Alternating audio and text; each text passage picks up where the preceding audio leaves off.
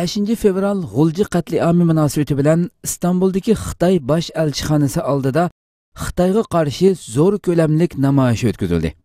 5 fevral Xitoyning İstanbul'daki bosh elchixonasi oldida Turkiyada faoliyat qilayotgan bir qancha tashkilotlardan tashkillangan Sharq Turkiston tashkilotlar birligi Xitoyga qarshi kuch ko'rsatish namoyishi olib bordi. Namoyishga İstanbul'da yashayotgan 5000 dan ortiq Sharq Turkistonlik qatnashdi. Qo'lida Sharq Turkiston bayrog'i bilan Turkiya bayrog'ini egiz ko'tarib olgan Sharq Turkistonliklar Allohu akbar, Xitoylar Sharq Turkistondan yo'qolsin, Sharq Turkistonga erkinlik, Xitoy Uyg'urlarga qilayotgan bostirishlarni to'xtatsin degan jarangliq sadolar bilan Xitoy elchixonasi tarafga qarab saldak oqdi. Turkiyada faoliyat qilayotgan Sharq Turkiston da'vo sepidagi bir qancha tashkilotning birlashishining roli haqiqiy shaklda namoyon qilinib, chet elda faoliyat qilayotgan Sharq Turkistonliklarning Xitoyga qarshi namoyish qilish tarixida qatnashgan odam sonining ko'pligida rekord yaratdi.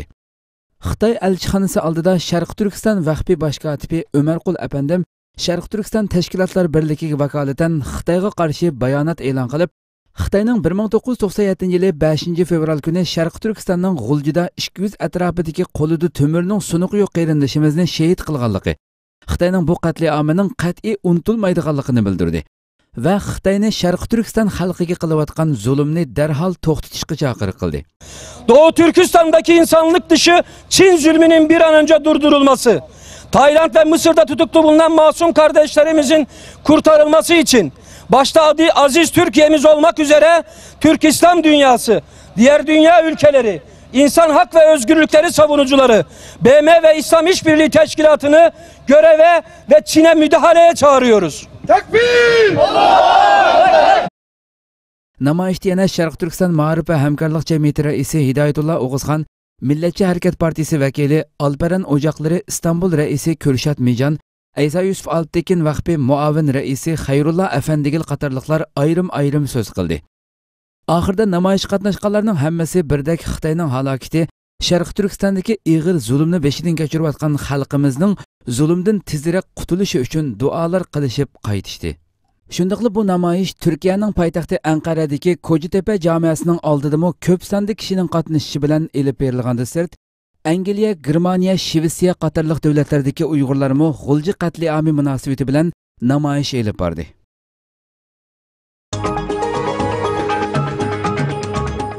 İstanbul'da 5 fevral G'ulji şehitlerini hatırlash kechasi faoliyati o'tkazildi.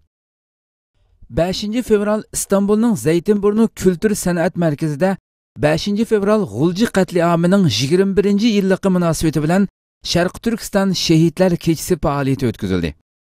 Faoliyatga Turkiyada faoliyat qilayotgan Sharq Turkiston Ma'rif va hamkorlik jamiyati raisi Hidoyatullo O'g'izxon, Millatchi harakat partiyasi vakili Hasha O'g'lu, Azerbaycan birligi raisi Abdus Samatbay apandi, Türkiye Büyük Millet Meclisi AK Partiya 3. navbatlik düzce millet vekili Dr. Jalal Erbay, Sutuq Buğraxan vaqfi mas'ullaridan Ramazan Chamlıca apandi va Dr. Abduxaliq Uyg'ur, Aysa Yusuf Aliptekin vaqfi muavin raisi Xayrullo Apandigil, Zeytinburnu Belediyesi rais maslahatchisi İlyas Saqa apandi, Uyg'ur ilim vaqfi raisi Habibullah Kösani, Sharq Turkiston ilim va tadqiqot vaqfi raisi Abdulahad Uchqun apandi, Sharq Turkiston Ulamolar birligining bosh kotibi Dr. Abdulvaris Xo'dan, Uyg'ur Sahiya ta'lim tarbiya madaniyat va yordamlash jamiyati raisi Abdulg'affar Tam Uyg'ur, Pishqadam Dr. Mahmud Qashqarli apandi, Darul Iman maktabi raisi Mahmud Damullam, Sharq Turkiston vaqfi mas'uli Muhammad Qashqarli apandi,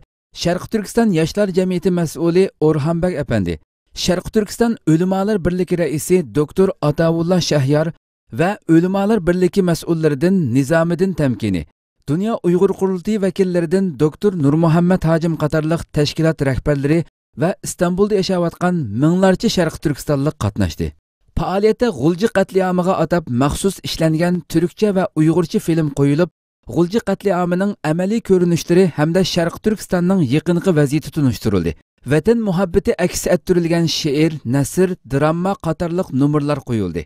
Faoliyatda Sharq Turkiston Ma'rif va hamkorlik jamiyati raisi Hidoyatullo O'g'izxon so'z qilib, yaqinqi mezgillardagi Turkiyada faoliyat qilayotgan Sharq Turkiston tashkilotlarining birlashib faoliyat qilish ahamiyatining haqiqatan kishini ta'sirlantirgudek darajada bo'lganligini, bundan keyinmi uzluksiz Sharq Turkistonliklarning birligini saqlagan holda faoliyat elib bordiganligini bildirdi. Unda bo'lsa bu yerdagi kimchilik nima qarindoshlar? Kimchilik kim bo'lgan narsa nima? Siyosiy partiyalar bor, tashkilotlar bor, jamiyatlar bor, vaqtlar bor, BDTga beryapmiz, Anqaraga beryapmiz, ministerlar bilan ko'rishyapmiz, olimlar bilan ko'rishyapmiz. Hammani qilyapmizmi? Mana shu 3 kun 5 kundan yağı insanlar bir-birini yigidek ko'p ketdi. Hech kimni kechirmaydigan eng aqlli kichkina bir tane qarchiqni tepasi, uni qachqichi uni ko'ksitadigan holat kelib ketdi. Bu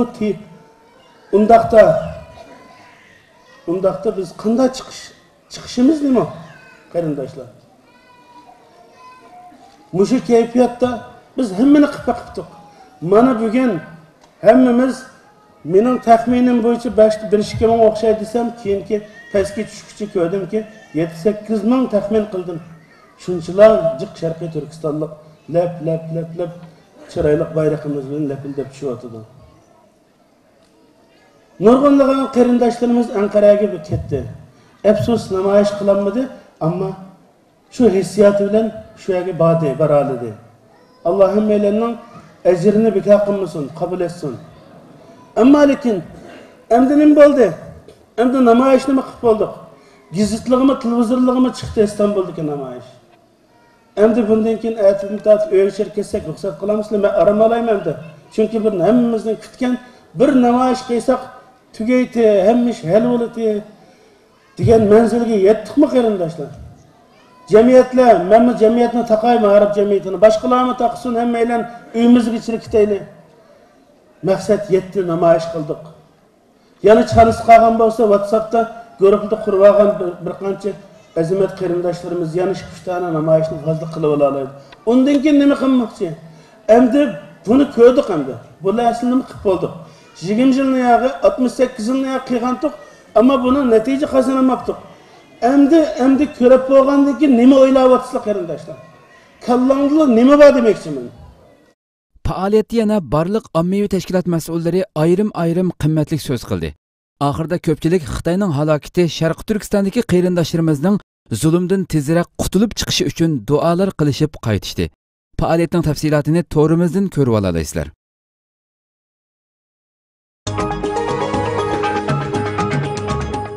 Ikki Xitoy fuqarosi Pokistonda hujumga uchradi. Dushanba kuni Pokistonning Karachi shahrida ikki Xitoy fuqarosi noma'lum kishilar tomonidan qurolliq hujumga uchrab yaralandi. Fransiya agentligi muxbirining Pokiston soqchi doiralaridan egallashicha, yaradorlarning birining ahvoli og'ir ekan. Bu ikki Xitoy fuqarosi Pokistondagi bir Xitoy yuk yo'tkazish shirkatining xodimlari bo'lib, ular Karachining Zamzama rayonidagi qimmatbaho mollarni sotadigan bir bozorda hujumga uchragan. Xabarlarda bayon qilishicha, ular hujumga uchraganda avtomobilning ichida bo'lib, salohiyati noma'lum yana bir avtomobildagi kishilar kelib, ularning avtomobilni o'qqa tutgan. Bu o'tgan yili 5-oyda Pokistonning Baluchiston o'lkasida ikki Xitoy fuqarosi go'ro'ga elinib o'ldirilgandan keyin yuz bergan yana bir Xitoy fuqarolarga hujum qilish voqeasidir. O'tgan yil yuz bergan voqeada biri 24 yoshlik, yana biri 26 yoshlik ikki Xitoy ayol Baluchistonning Quetta shahrida go'ro'ga elinib 6-oyda o'ldirilgan edi. To'rt davlatning Xitoyga qarshi qattiq tadbirlarni oladiganligi ilgari surildi. Amerika ovozi radiosining xabar qilishicha, Amerika, Avstraliya, Yaponiya, Hindiston qatorliq 4 davlatning Janubiy dengizda Xitoyga qarshi ba'zi o'rtaq tadbirlarni oladiganligi ilgari surildi.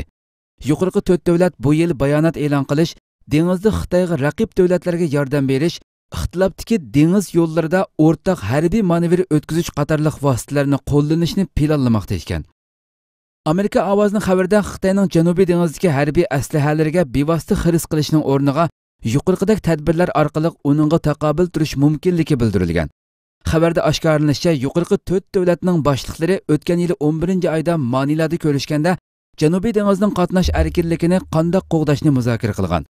Xabarda yana yuqorqi davlatlarning bu yil Janubiy dengizda harbiy harakatini ko'paytirganligi, bu davlatlarning Amerika bilan harbiy hamkorlikni ko'rinarli kuchaytirishi Xitoyga kuchlik signal beradiganligi bildirilgan. Xabarda bayon qilinishicha, Xitoyga taqobil turishning yana bir tadbiri bu rayondagi davlatlarga qurol-yarog' setib berib, ularning harbiy kuchini kuchaytirish ekan. Birlashma agentlikning dushanba kuni xabar qilishicha, Amerika Davlat ishlari ministrligining qoral yaroq savdosiga mas'ul diplomati bosh elchi Tina Kaydanov Sharqiy Janubiy Osiyodagi hukumatlarni qoral yaroq setib olib, o'zini qo'g'dashga rag'batlantiradiganligini bildirgan.